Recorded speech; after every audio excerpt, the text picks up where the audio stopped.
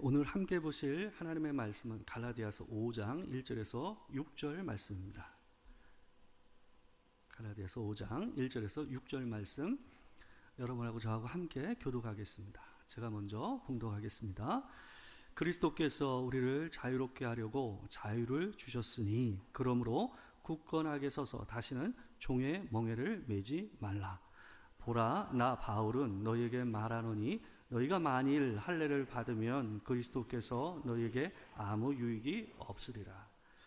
내가 할례를 받는 각 사람에게 다시 증언하노니 그는 율법 전체를 행할 의무를 가진 자라. 율법 안에서 의롭다함을 얻으려 하는 너희는 그리스도에게서 끊어지고 은혜에서 떨어진 자로다. 우리가 성령으로 믿음을 따라 의의 소망을 기다리노니 그리스도 예수 안에서는 할례나 무할례나 효력이 없으되 사랑으로서 역사하는 믿음뿐이니라. 아멘. 오늘은 갈라디아서 강의 15번째로 갈라디아서 5장 1절에서 6절 말씀을 가지고 사랑으로 역사하는 믿음이라는 제목으로 하나님의 말씀을 전하도록 하겠습니다. 사람은 누구나 자유를 추구합니다. 어떤 사람이건 자기가 종속되고 매이는 것을 원하는 사람은 없습니다. 근데 사람이 자유를 추구하는 방식은 서로 다른 것 같아요. 이 역사 안에서 사람이 추구했던 자유의 방식은 크게 세 가지로 나눠집니다. 첫 번째는 이 세속주의적인 자유 개념입니다. 이 세속주의적인 자유라는 이 개념은 뭐냐 하면 오늘날 현대인이 가장 많이 가지고 있는 자유에 대한 생각입니다. 이건 뭐냐 하면 사람의 개인의 권리가 최고로 보장되는 사회, 그것을 원하는 거예요. 그래서 사람 위에 뭐가 없는 거예요. 그러니까 옛날에는 사람의 자유와 도덕과 윤리가 있고 법이라는 이 세 개의 구도 안에서 세상이 움직여졌습니다. 그런데 이 세속주의적인 자유의 개념이 확장되면서 어떤 일이 벌어지냐 하면 이전에 자유와 이 도덕과 윤리라고 얘기됐던 영역을 이 개인의 자유가 잠식해 들어오고 있습니다.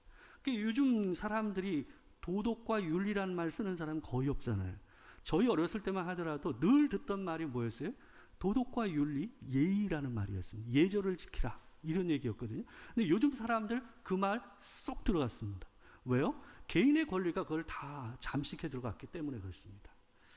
뿐만 아니라 개인의 이런 권리를 최대, 또 자유를 최대한 늘리기 위해서 이것은 단지 도덕과 이 윤리 영역뿐만 아니라 법을 개정합니다.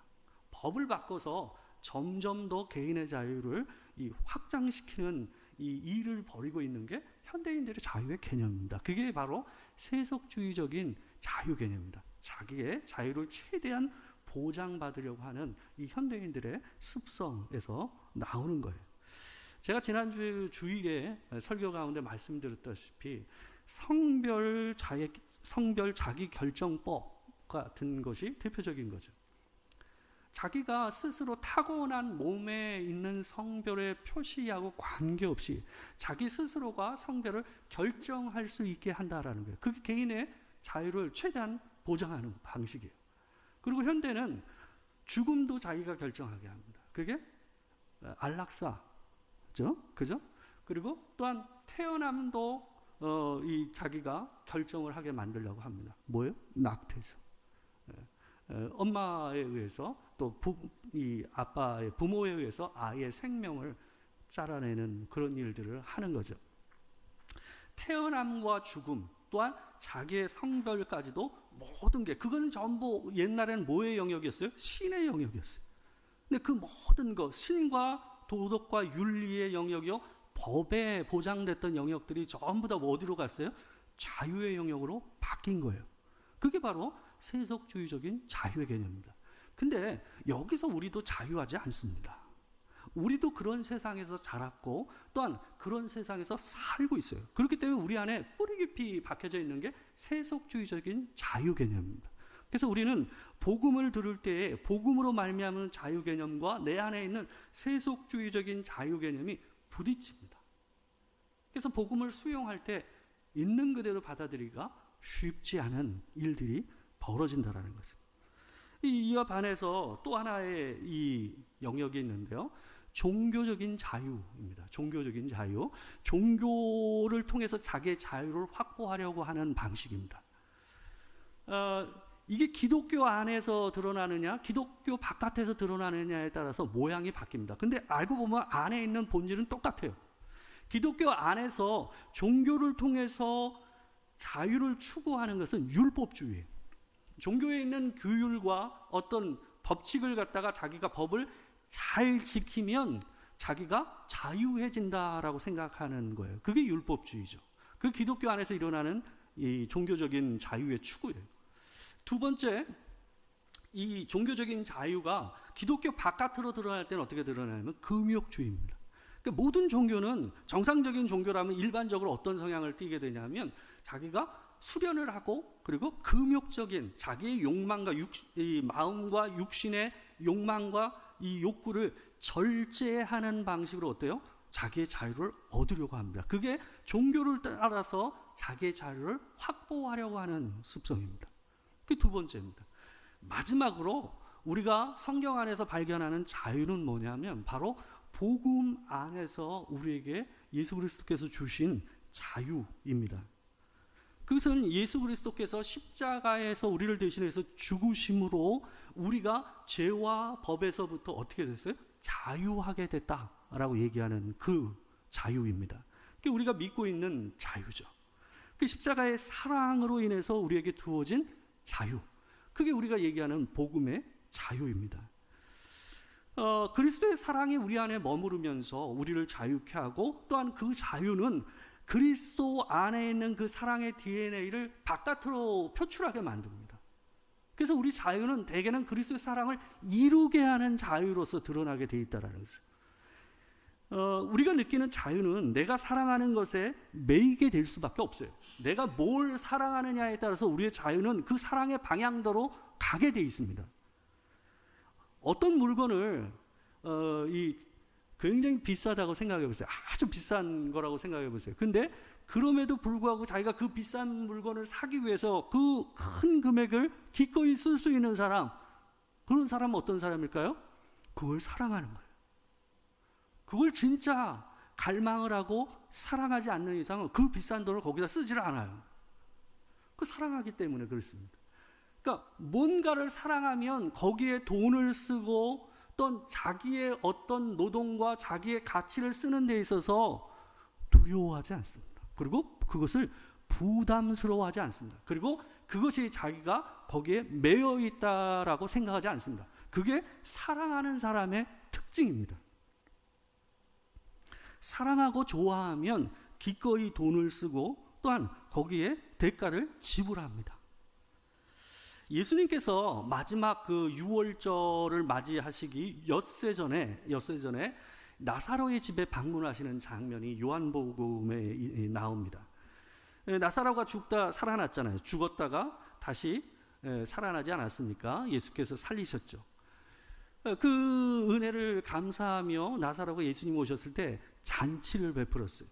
그 잔치가 한창이었습니다. 그때 나사로의 막내 동생이었던 마리아가 예수님에게 희한한 행동을 합니다. 아시다시피 비싼 향유, 이 가룟 유다의 말로는 300데나리온 정도 되는, 이건 1년 동안 다른 데 돈을 안 쓰고 열심히 벌어야만, 다 모아야만 쓸 수 있는 이 돈이에요. 300데나리온. 그러니까 엄청난 돈이죠. 만약에 일당을 10만 원으로 환산을 한다면 오늘날로 얘기하면 얼마예요? 3천만 원에 해당되는 거예요. 엄청난 돈입니다. 그걸 예수님의 발에다가 한 번에 쏟아 부은 거예요. 여러분, 향유는 밀랍이 돼 있던 거예요. 밀랍이 돼 있기 때문에 따면 다 써야 돼요. 산화가 되니까. 그러니까 따면 무조건 다 쓰게 돼 있어요. 그러니까 300대내를 다 쏟아 부을 수밖에 없어요. 그래서 쏟아 부은 거예요. 가룟 유다가 꾸짖죠. 그걸 가난한 자를 위해서 썼으면 귀하게 쓰였을 텐데 왜 그렇게 허비했냐라면서 꾸짖지 않습니까? 근데 여러분, 누군들 그 장면을 보면서 과하다라고 생각하지 않을 사람이 어디 있겠어요? 말을 한 게 가룟 유다로 나왔을 뿐이지 다른 제자나 우리가 그 현장에 있었다 한들 예수님께 그 300데나리온 3천만 원이 넘는 그 엄청난 향유를 그 발에다가 붓는 것을 봤다고 한다면 왜 저래? 라는 생각이 안 들었겠어요? 당연히 그렇게 들 수밖에 없죠. 근데 이 여자는 그게 아깝게 느껴지지가 않았던 거예요. 그게 낭비라고 여겨지지 않았던 거예요. 그 큰 금액이 되는 향유를 예수의 발에다가 부어도 아깝지 않다라고 생각할 만큼 이 여자는 예수님께 감사하고 예수님을 사랑했던 거예요. 유다가 아깝다고 생각했던 것은 그가 예수보다 돈을 더 사랑했기 때문입니다. 그 방 안에 그리고 온 집안에 퍼졌던 그 향유의 향기는 이 마리아의 사랑의 향기였어요. 무엇을 사랑하느냐에 따라서 아까워하는 게 달라집니다. 사랑하면 아주 부담스러운 일들을 어때요? 부담이라고 느끼지 않아요. 사랑하면 그 일에 매이면서도 자유하다고 생각해요. 그게 사랑의 특징입니다. 우리가 자식을 위해서 일을 하고 그들 아이들을 위해서 하는 어떤 일을 할 때 어때요? 죽상으로 하지 않잖아요. 그죠? 사랑의 깊이를 보여주는 게 표정이죠. 사랑의 방향으로 자유는 흘러가게 돼 있습니다. 마리아는 이전부터 좀 희한한 일을 했어요. 예전에 이 사건 이전에 있었을 가능성이 높습니다. 누가복음에 나오는 사건인데 누가복음 10장인가 나옵니다. 마리아의 언니인 마르다가 예수님을 식사에 초대를 했어요. 예수님이 나사로하고 굉장히 친분이 깊었던 것 같아요. 여러 번 그 집을 방문하셨어요. 아마 예루살렘을 방문할 때마다 여리고에 있는 이 나사로의 집을 꼭 들렸던 것 같아요. 근데 식사에 초대를 했죠. 근데 분주하게 마르다가 식사 대접을 하기 위해서 하지 않았습니까? 근데 마리아가 아주 희한한 일을 합니다. 그 당시에 중동의 문화로서 있을 수 없는 일이에요. 남자들이 모여있는 자리에 젊은 여자가 끼어서 거기에 앉아서 같이 하나님의 말씀을 들었다? 그 모임에 끼었다? 그건 중동에서 있을 수 없는 일이에요. 말도 안 되는 일입니다. 근데 이 여자는 지금 언니가 분주하게 일을 하고 있음에도 불구하고 나가지도 않고 거기에서 어때요? 같이 끼어서 그 말씀을 듣고 있었던 거예요. 희한하죠. 그래서 마르다는 그 행동에 대해서 꾸짖지 않는 예수님이 더 이상하게 느껴졌어요. 그래서 마리아에게 혼을 낸 것이 아니라 불평을 누구에게 했습니까? 예수님께 했어요.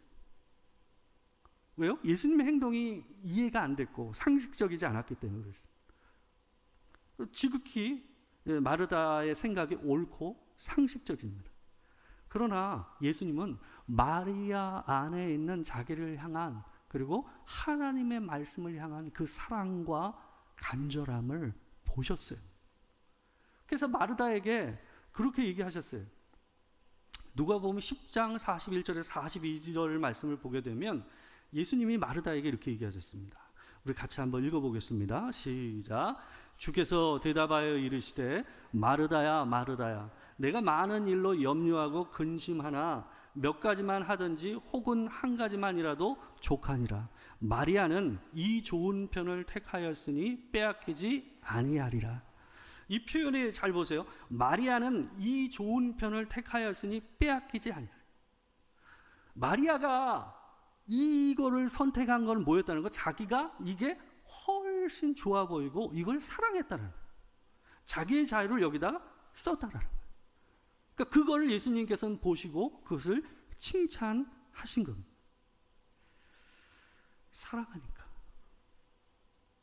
사랑했기 때문에 마리아는 그 시대의 사회의 눈을 그 비난을 무릅쓰고 그 자리에 앉아 있었어요.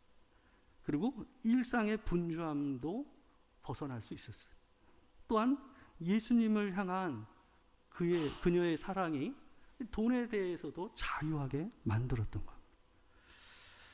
바울은 할례를 통해서 의로워지고 자유해지고자 한 이 갈라디아 성도들에게 자유라는 것은, 진짜 자유는 사랑, 예수 그리스도의 사랑이 없이는 안 된다라는 것을 얘기하고 있어요.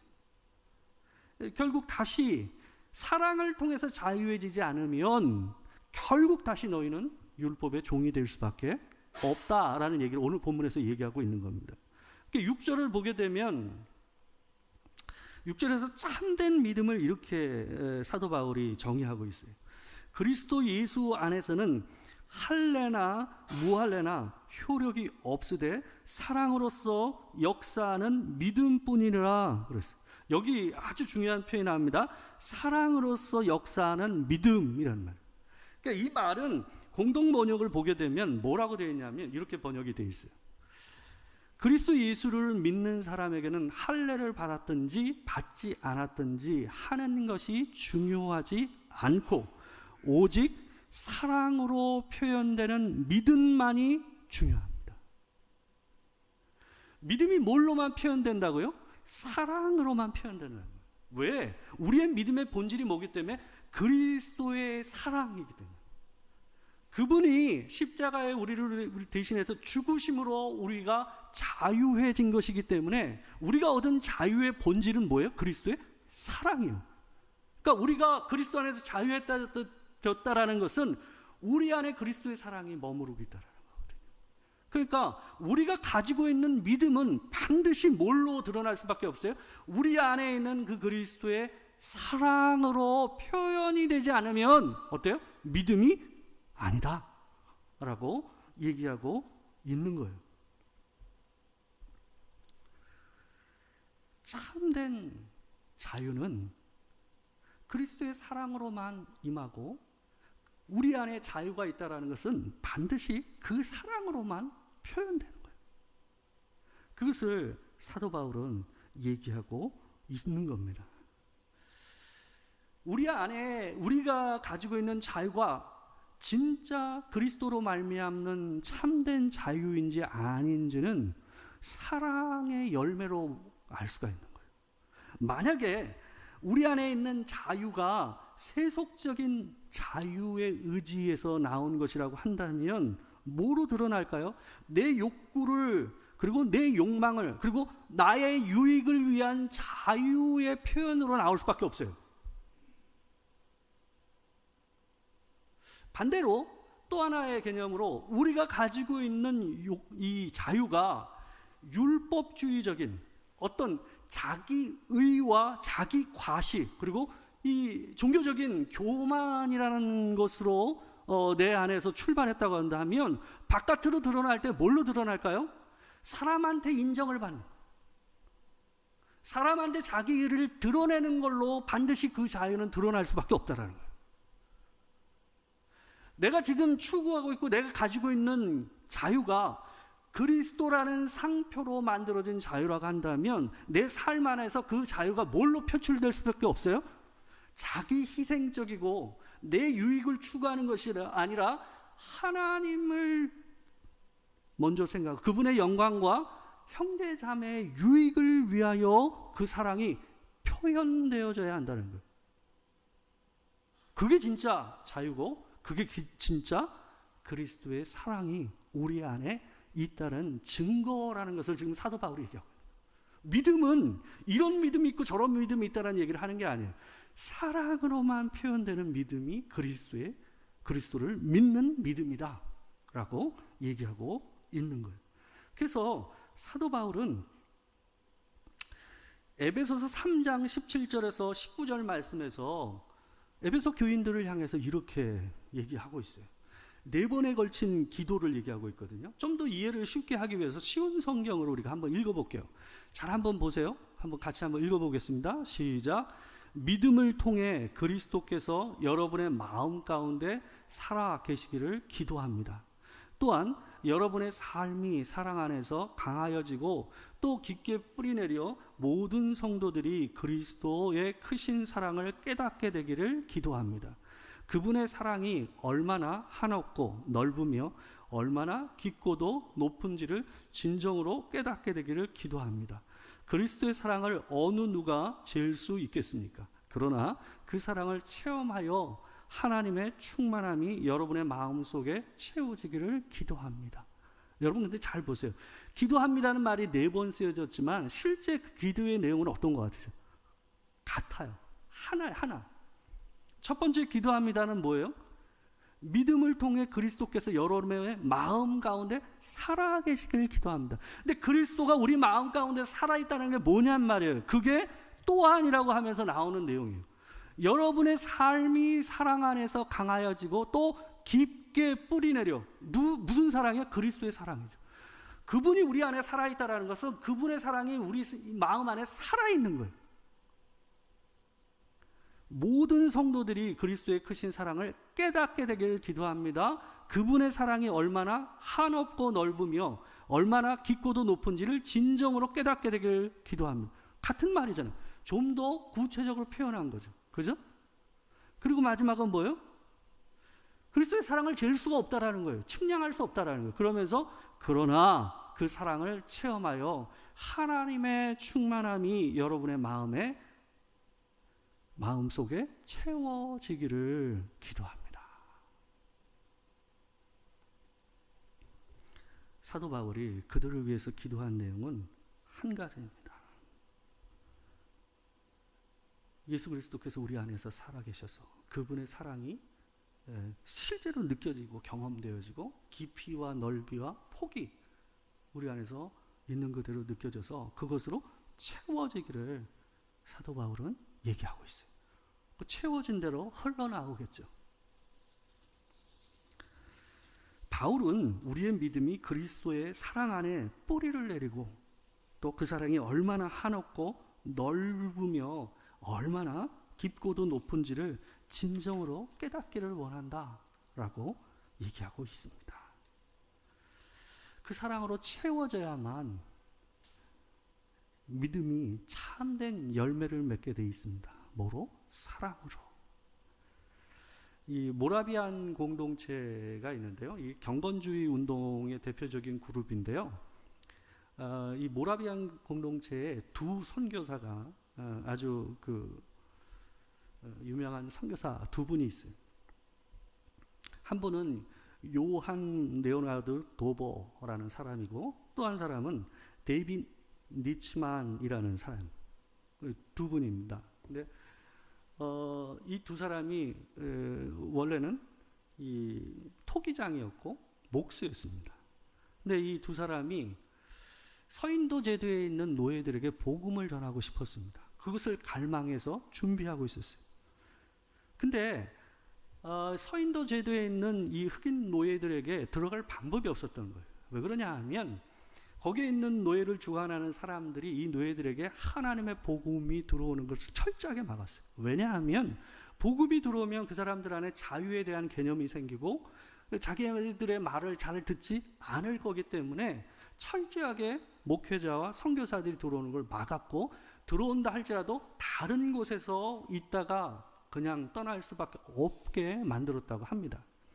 이 사람들이 그래서 하나님 앞에 결정한 것이 뭐였냐면, 이 자기가 속한 공동체에 뭐라고 부탁을 했냐면 자기 둘을 노예로 그것에 팔아달라고 부탁을 했어요. 실제로 모라비안 공동체에서 결국 그 두 사람을 노예로 그쪽에 팔았습니다. 이 사람이 거기 백인임에도 불구하고 그 땅에 들어가서 노예로 17년을 노예 생활을 하면서 복음을 전했어요. 거기에 있는 흑인의 2,000명가량을 구원했다고 합니다. 어떤 사람이 이런 결정을 할 수 있겠습니까? 그리스도의 사랑으로 자유해진 자면 사랑의 노예가 되기를 결정할 수가 있는 겁니다. 그리스도의 사랑의 DNA는, 결정적인 DNA는 하나입니다. 권리 포기예요. 자기 유익이 아니라 남의 유익을 추구하는 거예요. 그게 예수 그리스도의 사랑의 DNA예요. 사도 바울이 고린도 교회에 있는 자유, 고린도 교인들이 자유에 대해서 너무 관심이 많았거든요. 근데 그들이 추구하던 자유는 세속주의적인 자유였어요. 그리스도를 믿는다고 하지만 자기의 유익과 권리를 보장하는데 그 자유를 쓰는데 급급했어요. 그래서 그들을 향해서 사도 바울이 이런 권면을 하고 있습니다. 같이 한번 읽어보겠습니다. 자, 시작. 그런즉 너희가 먹든지 마시든지 무엇을 하든지 다 하나님의 영광을 위하여 하라.